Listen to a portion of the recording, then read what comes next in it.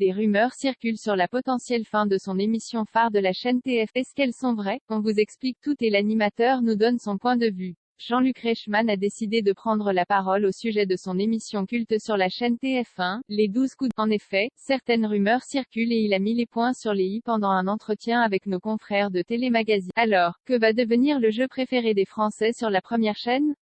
Comme vous le savez, l'émission célébrait ses 12 ans. Celui qui revient d'un road trip aux US avec son épouse Nathalie Lecoultre n'aurait manqué cet événement pour rien au monde. Jean-Luc Reichmann, ses confidences sur l'avenir des 12 coups de midi. Le 26 juin prochain, la production de la chaîne TF1 a décidé de mettre les petits plats dans les grands pour fêter les 12 ans des 12 coups de midi. En effet, ça se fait. À l'occasion cet anniversaire particulier, Jean-Luc Reichmann s'est livré sur l'avenir de l'émission aux journalistes de Télémagazine. Les 12 coups, c'est plus d'1 milliard de téléspectateurs par an.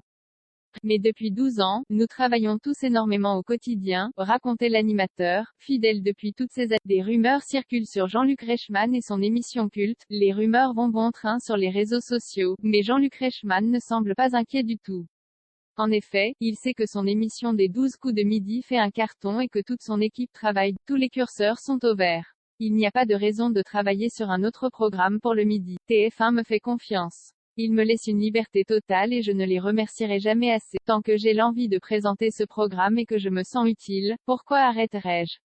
Expliquait-il. En effet, on peut dire que le programme du midi est une poule aux yeux d'or pour la première chaîne.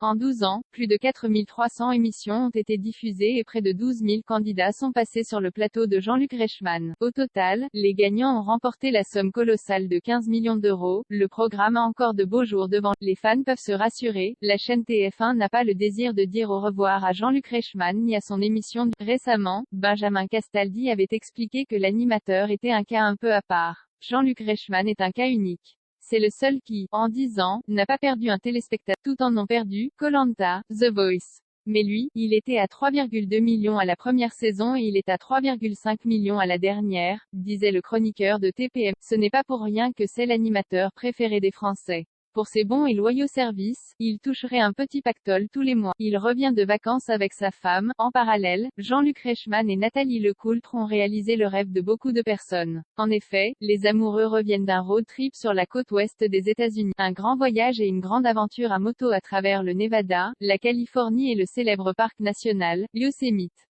Le couple revient avec de magnifiques souvenirs de paysages et des lieux par lesquels ils sont passés. L'animateur était aux commandes de la moto pendant des milliers de kilomètres. Mais, qui dit aventure, dit aléa. En effet, le couple a dû supporter les températures très chaudes allant jusqu'à 42 degrés, des mésaventures d'essence, une panne à San Francisco, des moments gravés dans leur mémoire à jamais. Malgré tout, leur bonne humeur ne les a jamais quittés. Découvrez la photo qui termine et immortalise leur voyage dans la publication. Les amoureux lovés l'un contre l'autre dans une piscine vintage.